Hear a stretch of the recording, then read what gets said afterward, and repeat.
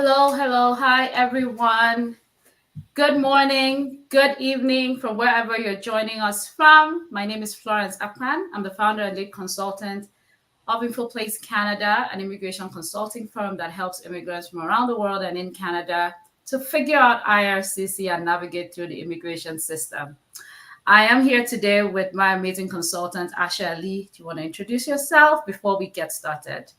I'm so excited. I cannot wait for this live session to begin and to get into all of these updates. Hi, everyone. My name is Aisha. If you've worked with me before, nice to see you again. I'm looking forward to speaking with everyone. If you haven't, very nice to meet you. And I hope we get the chance to speak a little bit more in the future. What a week it has been, Florence. What is going on? More like what a year. What a year it has been in immigration. So we're across all platforms right now. And a little bit of housekeeping. We have to stick to the hour because we're connected all the way to Instagram. We're live on Instagram. We're live on YouTube, Facebook, LinkedIn, Twitter, and all of these other platforms at the same time. Comments will be seen from all other platforms, but we're managing both platforms, so just be aware of that as well as you're asking questions. We may not be able to take all questions in this session. There is a lot that is happening. There's a lot that is changing and changing very fast. What we're going to do today in this session is just go a deep dive into what has happened. And also, we're going to also be sharing our opinion on what we think about all these changes and what we feel may be happening. And one thing that you should be aware of is like when there was the announcement at the beginning of the year, it shook everything. We all felt like it was the worst thing that happened until yesterday. Yesterday has now happened and we're like, what is going on? And one of the things too with IRCC is when the announcements are made public, it's very vague. As we get into it, there's going to be more clarity and all of that coming out on exactly what the direction is and what this all means. So the things that we're not very clear on, we're going to give what our opinion and our thoughts are. The things we're very clear on, we're going to tell you this has changed. This is how it's going to be now based on the announcement. And the key with all of the things here today is that it's changing fast and everyone's story and everyone's journey in Canadian immigration is very different. It's no longer a time where, oh, this person did it this way, so I'm just going to follow that. That's going to work for me. It is different. We're a completely different timeline and climate, and you might have to have your own tailored one-on-one direction and pathway or strategy mapped out for you to see how this will all be achieved and accomplished as well. So I'm actually just going to get Asha to take it away here with we're going to just talk about what the changes are, what IRCC has said and what we understand it to be and how this impacts you. Okay, ahead, so yesterday, September 18th, we got a big announcement that was made, and they said there's going to be some impacts to our targets. So the first thing that they announced was that there is going to be a reduction on the intake of study permits. So towards the end of last year, IRCC introduced that there was going to be a cap on study permit applications for the year of 2024 and 2025. Now they've come back and said that the cap is further going to be reduced for the years of 2025 to 2026. So before, our cap target for study permit applications was 485,000. For the year of 2025 and 2026, they've given it a reduction of 10%. So we're actually going down to 437,000 study permits. So one thing, in the previous announcement was that master's and PhD programs were exempt from the cap. IRCC has now decided, you know what, they're no longer exempt. We're putting them back into the cap. So huge announcement there. So master's programs, PhD programs are no longer exempt and are now subject to the cap. That's the biggest thing there. With that also comes the fact that they also are going to be required to get either a provincial attestation letter or a territorial attestation letter. When exactly that is going to come into effect, it's difficult to say. They haven't specified a date on it. Based on our kind of interpretation of it right now, we're thinking that's going to begin January 2025, but until IRCC puts out further information, we can't say for certain. So we'll have to keep an eye on that and see what that's going to look like.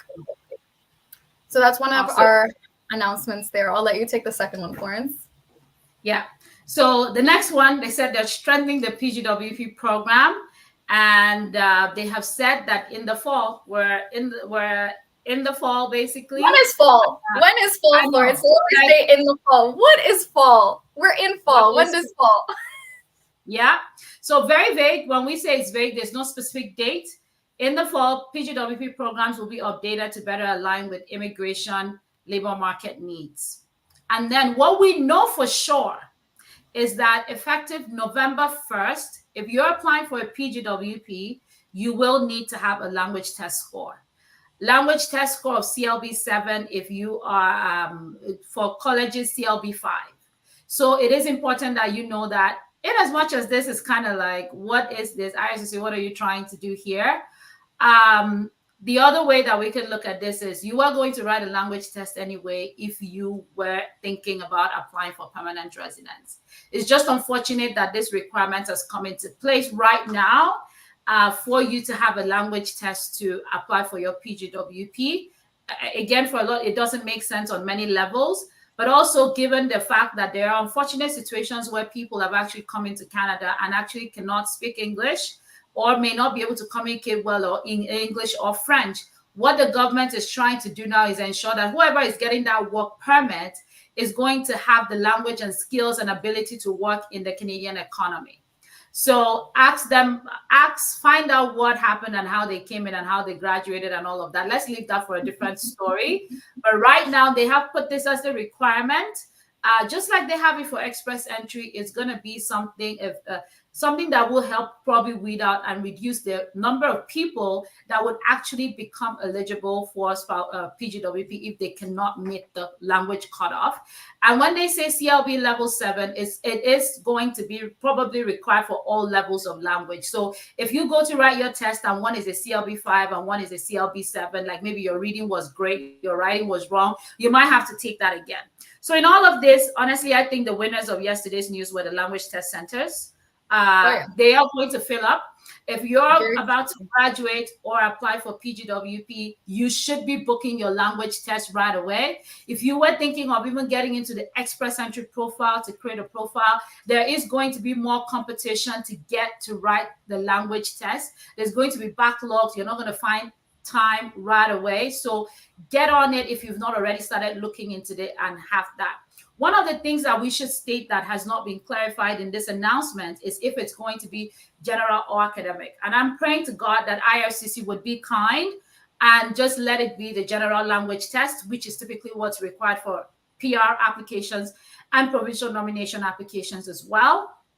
If they do that, you are going to be killing two birds with one stone. Basically, it will help you for your PGWP, and then it would also be beneficial for you for your permanent residence application. And while at it, they have told us what the minimum requirement is, CLB 5 or 7. Don't make that your target. Make CLB 9 and CLB 10 your target because everything is so much competitive right now. You want to get the highest score so that you have the highest score in your PR application to increase your chances of even getting to permanent residence as well. One of the things, too, that they said with PR is that graduates from public colleges will remain eligible for PGWP for up to 3 years if the field of study is linked with long-term labor shortages in Canada. They have said that we don't know what that is. We don't know what they mean with public colleges, public universities. They have said public colleges. At this point, that particular announcement needs more clarity. There is a report out there that tells us what the labor shortage and the labor demand is going to be between 2022 to 2031. There are quite a number of occupations on there. I'm just going to let Asha just read just the skill type that IRCC, like that the ESDC, Employment Development Service and Social Canada has put together to determine what is going to be in shortage within this period of 10 years, the next 10 years. So we are anticipating that IRCC is going to align it to that. This sounds very complex, how they're going to figure out whose occupation, who gets that PGWP. Is it going to be based on the program that they're graduating from? Is it going to be based on the job that they can get? Is it going to be based on prior work experience or education that they already have? We don't know how IRCC would look at this, but just to give you a glimpse of what we have identified based on the reports that is available right now on what the streams are. So Asha, can you just list out what those skill types that they're looking for? The list of occupations, so these are projections, what they expect to come into shortage between 2022 to 2031. We do have management occupations. So just a few management occupations that they've listed there. Primarily they're in STEM and managers of transportation. Then we go into natural and applied sciences. So a lot of our engineers, architects, mathematicians, some of our STEM codes for database and computering, a couple things there about air pilots and things like that. We then go into healthcare. Healthcare is, it's a little bit similar to our category-based jobs that we have available for healthcare. So we have like nursing supervisors, registered nurses, physicians, vets, optometrists, like all of that is kind of looped into that. And if this is information that you're looking for, it is readily available and out there. ESDC has published this. It's public information. So I won't spend time going over every single job title, but just general health occupations. We do have some occupations in social science, education, government, service, and religion. We then go into sales and service, where they talk about just butchers, meat cutters, really there. We have a couple ones in trades, transport, and equipment operators and related occupations. So some of our truck drivers, some of our welders, some of our carpenters, some of those trades there. We do have natural resources, agriculture, and related production. So like our farm workers, our farm supervisors, things like that. And kind of the last category is occupations unique to processing, manufacturing, and utilities. So I don't know how detailed or extensive this list is, but it is something ESDC has put out there. These are what they project to be in shortage. Obviously, shortages are subject to change. So we'll just have to see and, keep an eye on what IRCC does and how they tie this back to what ESDC thinks are going to be our shortages. Yeah, absolutely. And I know you're going to ask for that list. We're going to have it ready with an article on our blog so that at least you have a touch point of what this might even look like in terms of those strategies. So if you've not subscribed to our news hub, please subscribe to it, because we're going to be sharing the detailed list out there with what we understand and the knock codes that are probably associated with it right now. So with the change too, wasn't just the student cap, it wasn't just the PGWP, there was spousal open work permits. Over to you, Asha. Let's talk about what they're doing with spousal open work permits. IRCC. Okay, spousal open work permits. So we got two areas here, right? So they said they're going to limit work permit eligibility later on this year. When later this year is, we don't know. But later this year, they're limiting eligibility to spouses of master's degree students whose program is at least 16 months in duration. So before, it was if you're doing a master's program, your spouse can come on a spousal open work permit. Now, if your program is less than 16 months in duration, at some point later this year, your spouse will no longer be able to apply for the spousal open work permit. So generally, most of our master's programs are a little bit longer anyways, but there are a few one-year master's programs. So if you're somebody who's currently doing a master's that's 1 year in duration, or you're applying to do a 1-year master's program, put that spouse on that application as soon as possible. That's going to be our advice here. As long as you have the proof of funds requirement, put that application in before that change comes into effect. The second change that we do have for spouses is they said they're going to limit work permit eligibility later this year to spouses of foreign workers in management, professional occupations, or in sectors with labor shortages. So this one's a little bit tricky, because what exactly is IRCC saying? The way I'm interpreting it here is management being tier 0, professional occupations being tier 1 to tier 3, and the other caveat is sectors with labor shortages. So that's just my own personal interpretation of it. Is that what IRCC means? I don't know. Yeah. That's how I took it. Maybe someone else is going to take it differently. But if you are maybe somebody who's holding a PGWP right now, and you have a job offer and you're looking to kind of bring your spouse over, depending on the type of job offer that you have, there is a chance that in the future you may no longer be allowed to have your spouse come on a spousal open work permit. Yeah. And I should just add there, And a lot of times, like as we're looking through this, been in the business for a while, been in immigration for a while, looking through it. So I can see it's like they're going backward to what used to be. Absolutely. Oh Prior yeah. to just allowing everybody to apply for spousal open work permit, if you graduated from school and your spouse had to apply for spousal open work permit, they could not unless you had a job in NOC 0123. Yeah. So with this announcement, even though they've not specified it and they've just said management, professional occupations, as I'm looking at it, it's like they're pedaling back to what it used to Tracking. be.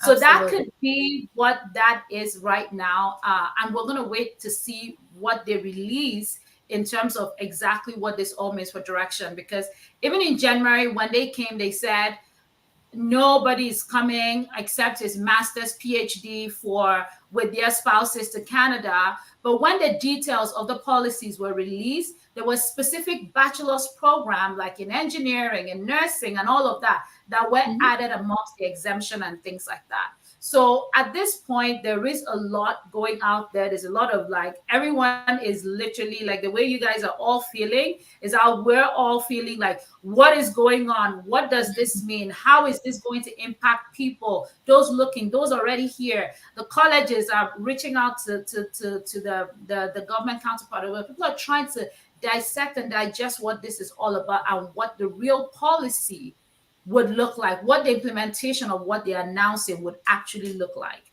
Until we see that, we're not going to be able to tell if this is going to be tier 0, 1, 2, 3, or is going to be tier 0 and specific 1, 2, 3s, or they're going to, is it even going to be by province? Because when you say labor shortage across Canada is different province to province. One province might need a particular skill set more than the other province. How is the government going to determine this to move forward? So there's a lot more questions than even answers from the announcement that we got yesterday. And that exact same notion applies to the same PGWP. Later on, when they update the PGWP program to align better with immigration goals and labor market needs, who's to say that all the provinces have the same labor markets? They don't. Every province is different. One province might be experiencing shortages in one sector, and another province doesn't have that same shortage. So how does IRCC plan to implement this? That is my biggest question. How are they going to do it? Yeah, it's going to be quite interesting to see how the implementation works out. But Asher, how do you feel about this? Like, what are your thoughts on this general announcement? Like, if you could give IRCC one piece of advice or direction based on policy that we see, what would you say with any of this announcement that has come? I think they are overcomplicating everything. I think they're overcomplicating everything. Because if we just use masters being a part of the CAP as an example, later on this year or earlier last year, when they made the announcement and said there was going to be a study permit cap and master's students were exempt, if they had the inclination to now cap masters later on, why didn't they just do it in the first place? And that's the thing with IRCC. I feel that a lot of times with these policies and everything that's kind of going on with immigration, they're not considering the long-term impacts of their policies, right? They created a bit of, with that exemption, people who maybe were weighing their options between, should I apply for a postgraduate diploma or certificate, or should I apply for a master's? When that exemption came in and they could bring their spouses along on a master's and they, with a PGD or PGC, they couldn't, it was the better option. It was the better option. And in the long term, you were going to get that 3-year postgraduate work permit, whether you did a 1-year master's, a 2-year master's, as long as your master's was 8 months in duration. The announcement said master's programs that are at least 8 months are getting that 3-year postgraduate work permit. So it seems like IRCC is doing some backpedaling, which we've seen them do time and time and time again, because they make these kind of hasty decisions.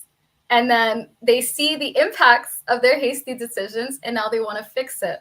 So if I could say one thing to IRCC, I would say take a breather, think about these policies, and think about how they're going to impact people.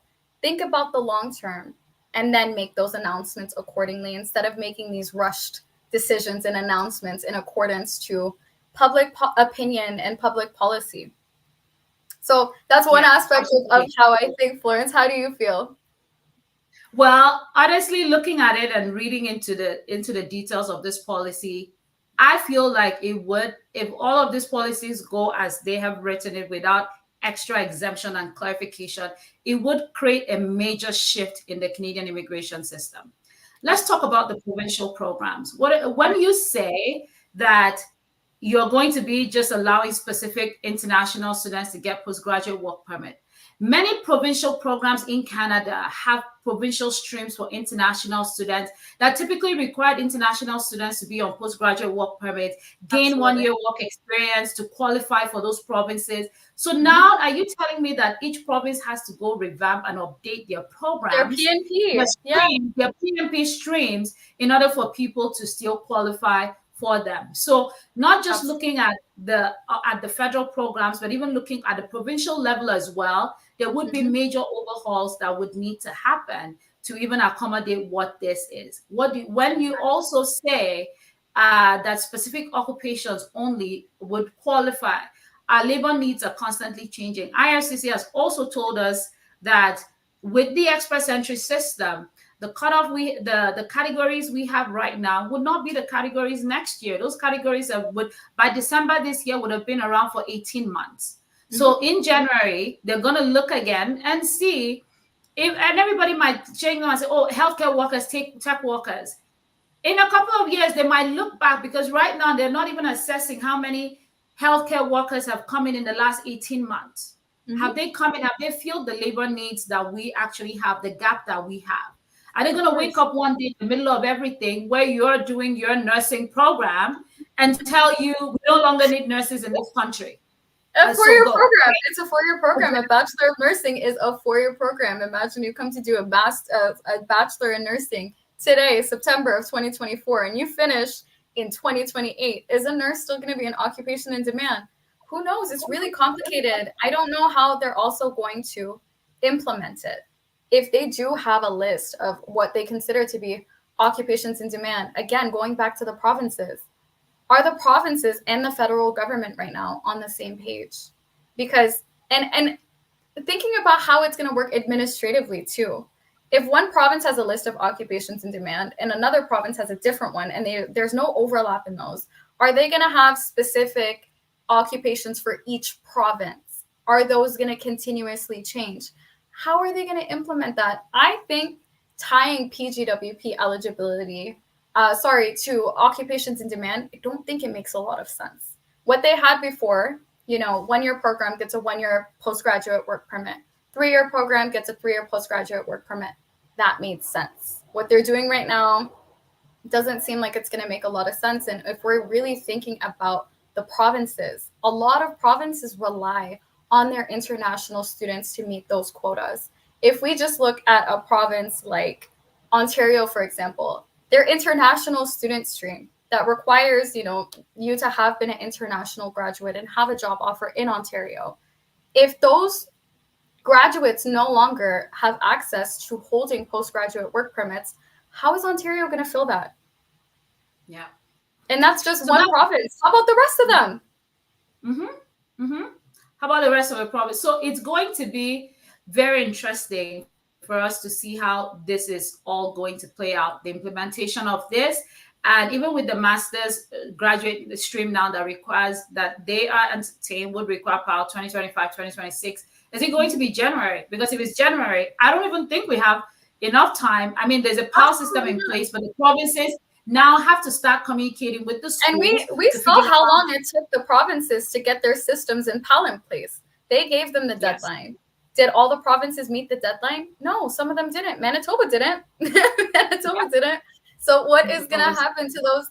What happens to those students who are actively holding admission and are looking to submit their applications, but now they're being prevented because the provinces have to go back to the drawing board, and the schools have to go back to the provinces and say, hey, we have X amount of master's students who now need PAL. How does that fit into the cap? How does that fit into the system they already had? Does that mean that they're going to do another evaluation of programs that they're going to issue PAL for? Because as we saw in Ontario scrapped a lot of programs from their PAL eligibility. Are we going to see other provinces do the same? Same thing, yeah. So it's very interesting. There are very, very definitely, certainly very interesting times. We still need a lot of clarity on the direction and how implementation of this would look like. That's what's going to really let us know and when things will happen. So for anything that has later this fall, in the fall, right now, just assume nothing has changed, but there is a change coming. So Yeah. in that same breath, you want to be prepared. You want to really assess what your plans are, what your goals are, and see what you need to do to fit into the plan and what needs to change in your immigration strategy. You need to be really, really alert and aware. If you're in Canada, don't get out of status as much as you can, because things are getting tighter everywhere. How did we get here? COVID happened. And there were a ton of temporary policies that IRCC put in place there were a ton of temporary policies that IRCC put in place to keep people here. What PGWP were extended for 18 months and more at a time, which was great. The Ukraine war happened. There were people that came into the country. The Syrian war happened. There was just a lot that has happened around that has increased the number of temporary residents and foreigners in the country. And there was also the policy that allowed visitors who were in Canada as well during COVID to stay, and then they could even apply for work permit in country. You can see that all of those policies that were there are currently getting undone. They're currently changing. There was even a time where IRCC opened work permit to spouses and dependents over the age of 18. I actually remember that. Like, we had that as well, where we had students whose kids were like 18 years and they're like, oh, I want to apply for a work permit instead of study permit. But in all of this, when I came to Canada 20 years ago, there was no PGWP. PGWP was implemented after I came into Canada. So they have been worse times. And from what we're seeing today, it might look like today is really, really bad. But what you need to do if you're looking to come is figure out where, or you're already in Canada, is figure out how you can transition. If you're a temporary resident now, there's no time to waste. Figuring out how you can transition right now to permanent residence is key. This is not the time, if you're here, where you have an opportunity with another province that might not, if none of what calls you tomorrow and invites you to apply for the provincial nominee, you just have to go. Because at this point, if you really love and want to stay in Canada, you really can't pick locations. It's more of who needs me, who needs my skill, who will hire me, and who will keep me, and things like that. And if that's it, and if you look through all of those and those options are not there, then you're at that crossroad where you have to figure out your next steps and things like that. So it is going to be very interesting. I see lots of questions and lots of comments that are popping in both on Instagram and on here, Facebook, StreamYard, everything. What we're going to do, we have about 30 minutes here. We're going to take as many questions as we can. We're not going to be able to answer every question today, but we do have a very experienced team that can work with you one-on-one to answer your questions. We'll have the link to our consultation put in the chat wherever you are. You can always schedule a one-on-one with one of the consultants so that your own tailored questions are answered. We're going to take a stab at answering as many as we can here. So let's take this away. Alvin has a question here. Asha, you want to take that one? Let me look this way and see. I wanted to ask if college students and programs like diplomas from colleges will be eligible for 3 years too. So I'm assuming that your question is somebody's studying a program at a college and you're trying to determine if they're going to be eligible for a 3-year postgraduate work permit. The answer right now is we're not sure. We don't know. It depends. It depends on what IRCC is going to tie postgraduate work permit eligibility to. Are they still going to allow it to be tied to the duration of the program, or is it going to be solely based on occupation? And if it's solely based on occupation, how are they going to go about implementing that? Is it going to be based on the program that you studied? Is it going to be based on the job offer that you hold right now? Who knows? So as of today, right now, if it's a program at a DLI that is PGWP eligible and at least 2 years in duration, you can get that 3-year postgraduate work permit. What's going to happen later this year or later this fall? We don't know.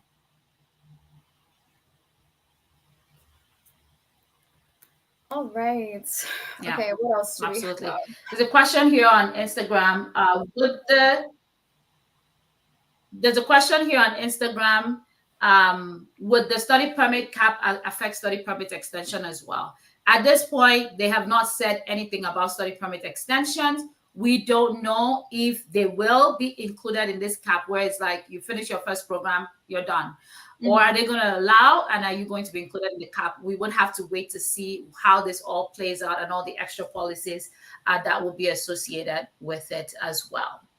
Bill has a question here, and I think our question is one that would be on the minds of so many people who are looking to come to Canada or already here and are trying to get their families to PR. So what are the best routes for international students with her family here to get PR because she studies supply chain management and not an occupation in demand? Asha. So first things first, if you are here in Canada with your spouse, just because you are the student does not mean you have to be the principal applicant. Who of the two of you is going to get you to PR? If the spouse, was able to come to Canada and holds a spousal open work permit and maybe is working in an occupation and has a job offer or has Canadian work experience, it might be worth evaluating the options for the spouse to be the principal applicant and get them to transition to PR. But overall, it's really going to depend on do you qualify for express entry? If you do qualify for express entry, what's your CRS score? Is your score where it needs to be? And if it's not where it needs to be, how can we get you up to where it needs to be? Right now, the biggest way to increase your points for most people is going to be increase your language. If your language is at a SOWP level 7, and that was the minimum that you needed to get into the express entry pool, redo your language, go up to SOWP level 10. It can make a big difference. And if that still might not be enough, let's talk about French. Let's talk about it. French right now is a huge priority by IRCC. Time and time again, they've said they're trying to get Canada to be more bilingual. They don't want Quebec to be the only bilingual province, and maybe I think New Brunswick might be bilingual too, but we don't have a lot of French speakers, so they're trying to bring in more French speakers. If you're in Canada and maybe your express entry score is not where it needs to be, it might be worth sitting down, spending time, dedicating time towards learning French. If you're able to get that CLB level 7 in French in all 4 bands, that qualifies you for those French language proficiency draws, and it's also going to significantly increase that CRS score. So it's about exploring all of your options. Right now with PR, with the climate that we're in right now, you cannot have tunnel vision. It's not like, I'm looking at express entry. That's the only thing I'm going to do. I'm not going to look at anything else. It's not smart. You can't do that. Evaluate all your options. What do you have available for you in the province that you're currently studying in? And if you don't have that many options in the province you're currently studying in, might be worth looking at other provinces. Other provinces do have streams available to students who graduated from other provinces, or even just workers who have work experience. If you're able to get that job offer, there might be a pathway for you. So be strategic, keep all of your options open, maximize your language, and evaluate the students and the spouse. That's where we begin. Awesome. And I will just give you guys examples. And a lot of times, if you're listening and you are a student and you were waiting to graduate before you start looking at your PR options, that is a big mistake. We have lots of clients who did not even have to graduate but got to PR. The most recent one is our client this year. She came to study last year. She arrived in September, and by February, we had submitted her PR application. And by May, she was a permanent resident. She had not completed her Canadian education yet, but she was a nurse in her home country. Mm-hmm. Because IRCC has a category-based draws and health workers are included in that category, she received an invitation because she created an express entry profile. Because once she came in, she had a consult, I knew exactly what she needed to do, got the profile created, did her language test score, and she was in there, got an ITA, and she's no longer an international student. She's now a permanent resident. And there's so many people like that. If you're looking to come and you need to see, even if you're working in Canada right now, and right now, just so that you're aware, and this is your little tip if you're here, you're lucky that you're here. IRCC, the job in most of the category draws that are there, you don't even have to have a full 1 year work experience in some of those categories. For example, nursing. We had a client who got PR this year, and it was from a part-time job that she had done working in her family poultry business as a farm supervisor. Part-time. That was not her primary occupation, but she had this as part of her work experience and was invited under the agri draw when it happened. So basically, any work experience you have now, don't just think, oh, my work experience has to be 1 year before I get into the express entry system, especially if it's in Canada and it's in one of those prioritized occupations. Get your profile updated, get a professional to look at it so that you're maximizing all your points and chances. And like I said earlier on, those knock codes, that those categories that are there right now may not be there next year. So if you know those categories and see that you have work experience in them, get your score up to the range that we have. My team put together express entries so far this year. If you look at our Instagram page, you'll find that post is not so old. You should find it in the first four sections. Look at it and see what the trends have been and see what the cutoff has been and try to work to be in that. And that would really help as well. Okay, so I think that answers a lot of questions around. I am a student. I'm trying to get to PR, so I'm going to not take those questions specifically, but we'll try to get a different one that is different that everyone can learn from as well. So what is the implication of this new policy on international students planning to study LLM? So LLM is a master's in law with their family. And how would the new law impact the settlement options after graduation? So James has that question. Asha, go ahead with that. New policy for international students. Okay, so masters of law, right? So all we know right now is what they've said later on this year or whenever, that master's students are going to be required to provide that provincial attestation letter. That's number one. Number two is that at some point,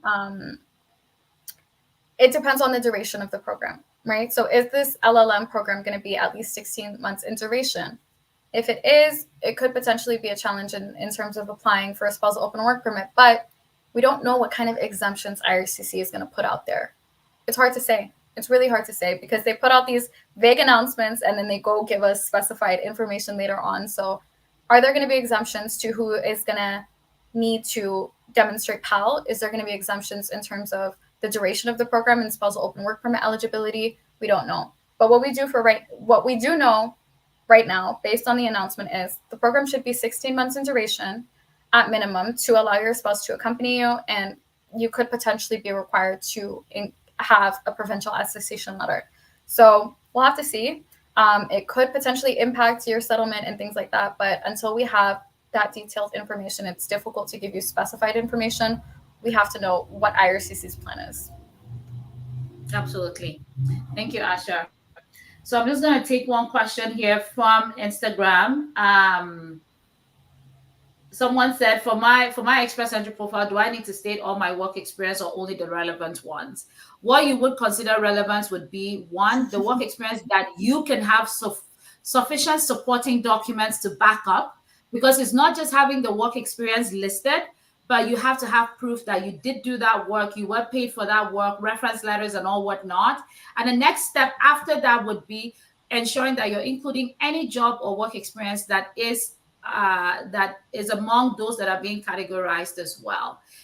For example, the healthcare category, 6 months of work experience is typically enough to qualify you in that category. So nursing aides and all of that are now considered under that category as well. If you don't know what that category, the details of each of the categories are, we do have an article on our website that lists all of that as well. And IRCC has it as well on their website. So look at that and see if you have any work experience there, and look at what the minimum years of experience that they need to count is, so that you can get into your express entry system and maximize your chances as well.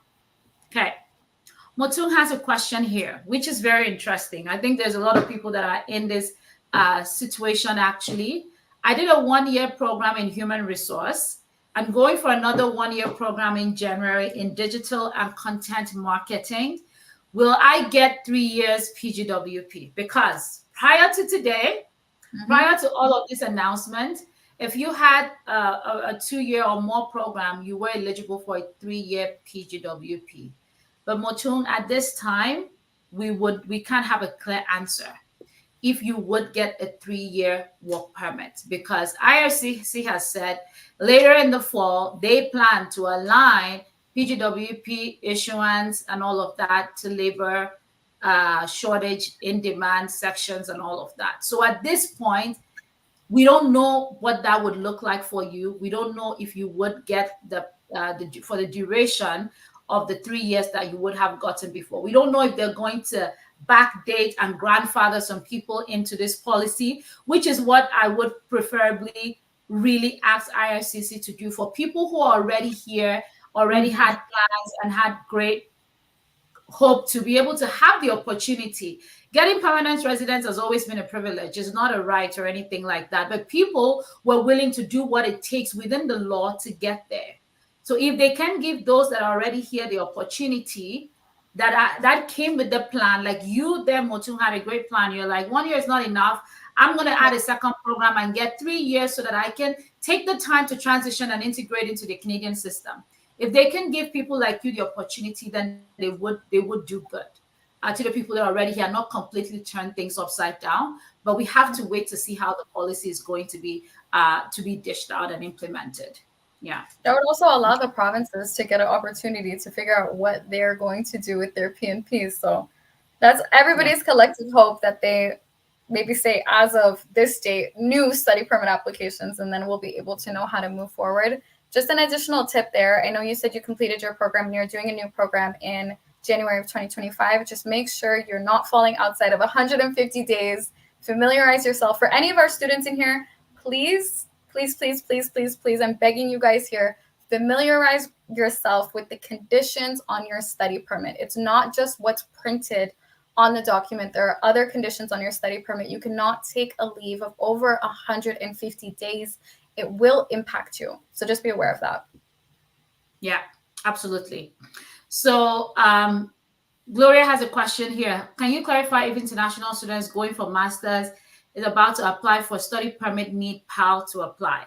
Now, if you already have your admission, submit it right away before things get complicated, because they have said later that's going to come in 2025. We don't have an exact date for it or when that would be, but if you already have your admission and you have all your documents ready, I would say put it in before things change. Put it in. If not, you're going to hit a backlog.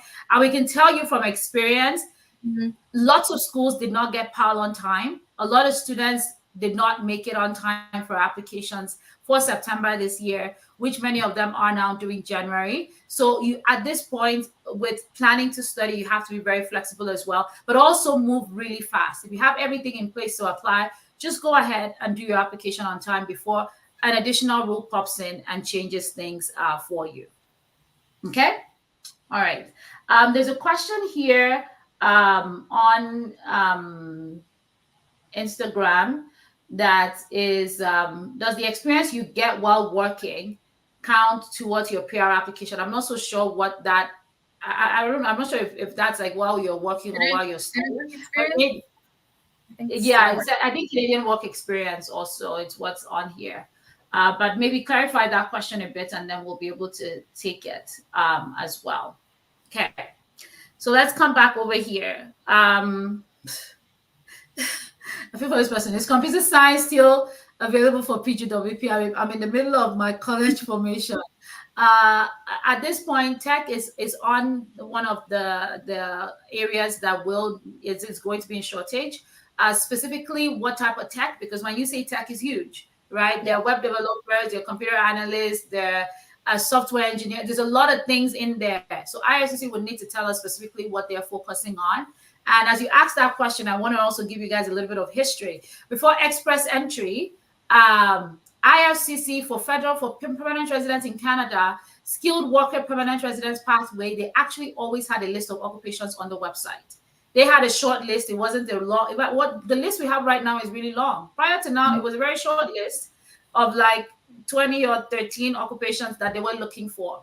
People only got permanent residence to come to Canada if your skill set matched the labor shortage in the country. So when I say they're backpedaling, they are going back to that time. And right now, we actually have a long list of occupations, especially if you look at the healthcare stream, there is a long list. Someone on Instagram asked if agriculture is in demand. Specific agriculture knock codes are in demand as well. So if you have those experience in any of those, then you have a good chance as well to get permanent residence right now based on the current policies. So it's going to always be fluid. You just have to keep on top of.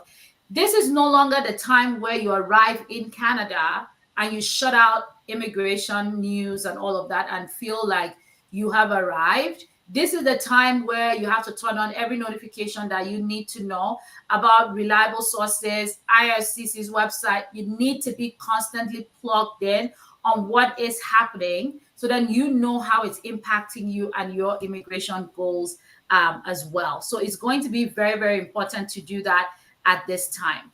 Okay. Someone has an interesting question here. Kennedy has a question here. Asha, do you want to take this question?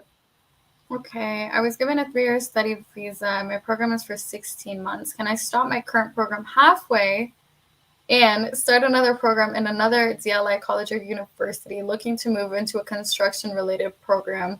Also, do I have to notify IRCC? And I think that means show proof of funds if I do this.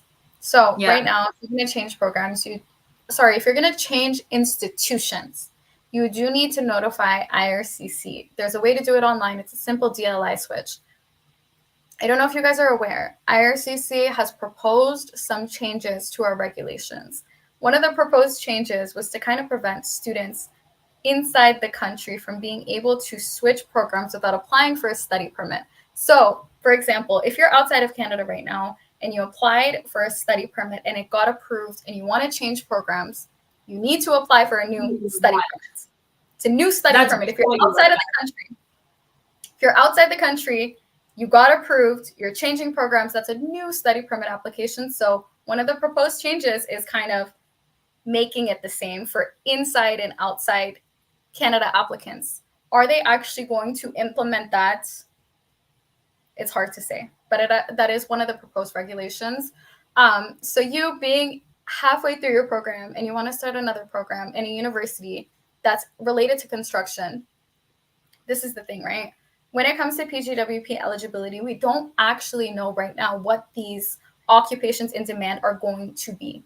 So if that's something that you are thinking about doing, it's hard to advise you right now just based on the climate. Is construction going to be an occupation in demand? It is currently an occupation in demand, but is it an occupation that's going to be recognized by IRCC when it comes to PGWP eligibility? So I know you're kind of going through your program. Depending on the type of program it is, it might be worth finishing the program and applying for a study permit extension because you're not done your program yet. So we'll just, in your situation, Kennedy, I would wait for a little bit more information before you pull that trigger. Yeah. You do need to notify IRCC, and if you need to apply to extend your study permit, you do need to show proof of funds. Yes, you need to show proof of funds, and construction is going to be one of those. It's one of the industries that is experiencing labor shortage because, of course, we need to build houses, we need to build roads, we need to expand this, all of that. But what type of occupations in construction would come is what is the one that we're not, like, everyone doesn't know yet. So I think once IRCC releases their things here, we should know. But I think you're on the right track in trying to pivot into what the demand routes are and things like that. And I think in the next little while here, we're actually going to get that occupation list. So then you can be speaking with your schools as well to find out, because the institutions are also going to have a lot of information and input into this, because this is going to impact them. This is going to impact the programs that people are interested in doing. What you're doing now, you're not just going to be the only person. There are lots of students across the country right now that are probably in the International Student Office trying to change their programs. People are going to try to change to align to what Canada is looking for, because people have come and love this country and want to stay, and they're going to have to figure out a way to stay.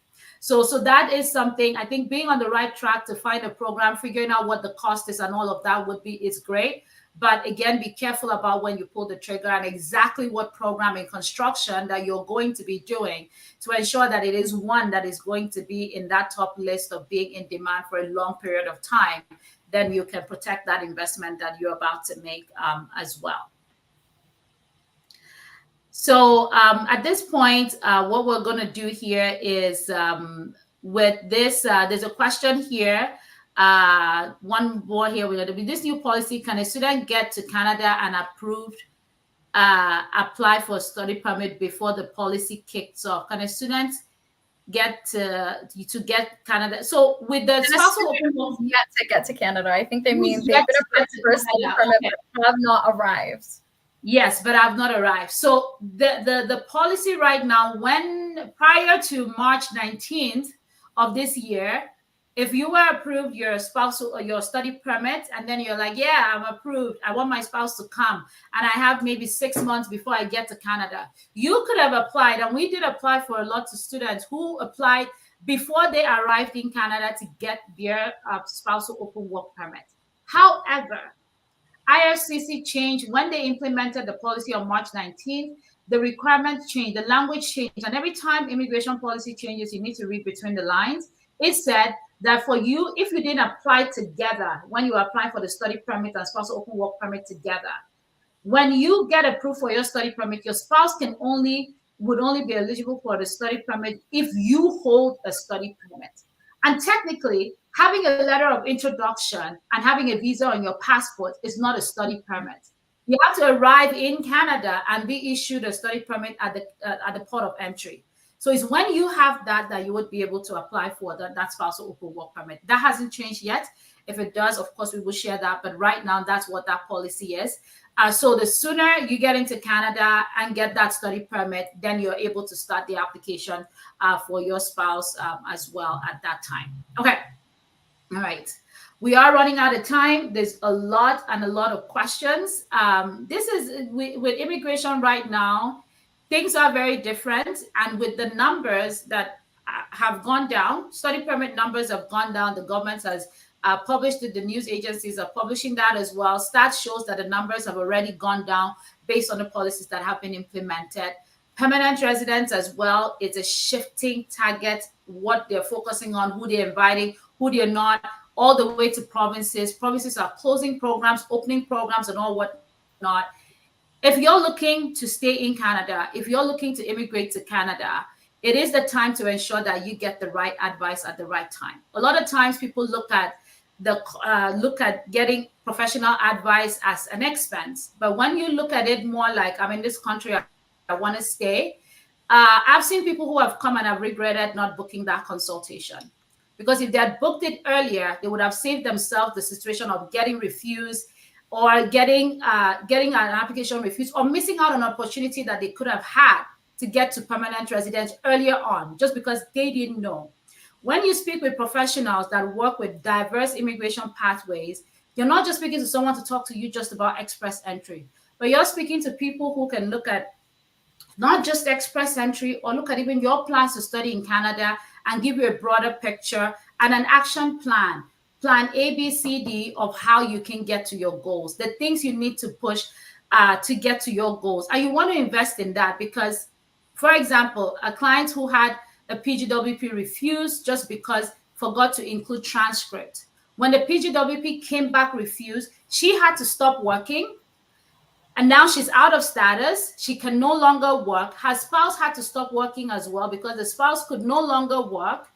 Now, both of them, now she's going to apply for restoration, which today we just found out to apply for restoration, you need to have an admission offer, which is ridiculous. But that is just a federal court case that just came out on that, disputing an application for restoration. You have to apply for restoration. And when you apply for restoration, you have to wait till a decision is made. So in this period, you have not worked. Your source of income has completely been shut off, not just for you, but for your spouse. Your spouse cannot even apply for that PGWP until you are issued a PGWP and then you start working. Because remember, if you have your spouse here, your spouse cannot get a PGWP right now, a spousal open work permit right now, unless you have a PGWP and you have a job. You've now put yourself like a simple thing as that, as the simplest mistake, completely impacts your quality of life and puts a lot of stress on you. So many times when you're thinking about investing and looking for a professional to help you with your immigration goals, We are always here. There's a lot of licensed, regulated professionals, lawyers out there that you can speak to guide you on your immigration journey. Look at it more as an investment into your time to stay here. Get the right advice, get the honest feedback on time. And sometimes those feedback may be tough. That's it. Sometimes there may be no way. Sometimes you may have to do difficult things like maybe your only way to get them might actually be learning French. And they'll tell you honestly, like my team will always tell you proper and plain exactly what your options look like, whether they're there, whether they're not there, and you know on time so that you're acting on time as well. And you don't end up being stranded in the system. It's the simplest of things that can get things really complicated. So, with all that's happening, our one advice to you is you receive an ITA today, don't just rush to submit that application without getting professional eyes to review your application. A lot of applications are refused for the slightest stupid reason. Intent to refuse are flowing out from public, left, right, and center. We've had people contacting us. Oh, I got an intent to refuse from BC, Ontario, this and that. Help me figure out how to respond. You don't have to get to that point. If you get a professional to look ahead of time, you could avoid some of those and at least ensure that you're putting your best foot forward. Nothing is guaranteed, but at least you want to increase your chances of success by getting the right professionals to guide you on your application. Asha, any final words? Brace yourselves. 2024 has been a year. It's been a year of lots of changes. It has been a year of IRCC putting out announcements. I think anytime we see Mark Miller, everyone holds their breath. I think that's going to continue to be the case until they're able to get the populations sorted. We have a lot of people in Canada, unfortunately, with 2.7 million temporary residents and 500,000 PR slots. Not everybody is going to be able to transition. That's why it's really important that you have a very clear path for yourself. It's not just about coming to Canada, being an international student, getting your PGWP and getting any type of job. Especially now more than ever, you need to be strategic about the type of job that you're getting, the work experience that you're getting. So obviously, as more information comes from, IRCC's announcement, as we get more information, we'll be able to guide you better. And the great thing about our team and consultants and just immigration lawyers, whoever, immigration professionals, our job is to keep up with the changes. Our job is to keep up with the regulations. We know what's going on. We really do. Everyone's on top of it. So when they make further announcements, we'll be aware of that. When the provinces make those changes, we'll also be aware of it. So I don't think now is the time to sit down and be like, you know what, I've done every single immigration application myself. Maybe you did it by yourself before in the past, but it's difficult to navigate immigration right now. So if you do need that help, you need that extra guidance, we are here for you. We want to help. We want to support you. So just remember that you're not alone in this journey. Everyone's there with you, and as long as you're able to dedicate yourself and dedicate time and you're open to hearing some of the advice that's given, it's not always going to be the most ideal advice that we give. I'm not going to sit here and say learning French is easy. It's not easy. But if your end goal is transitioning from temporary resident to permanent resident, there are some sacrifices that you are going to have to make. So just be comfortable and be prepared to, make those sacrifices. You guys have already spent so much time in Canada or invested so much money here. If it means dedicating an extra 6 months to learning a language, if it's worth it, it's worth it. So that's about it from me. Florence, do you have any final thoughts? How awesome. Do you feel about well,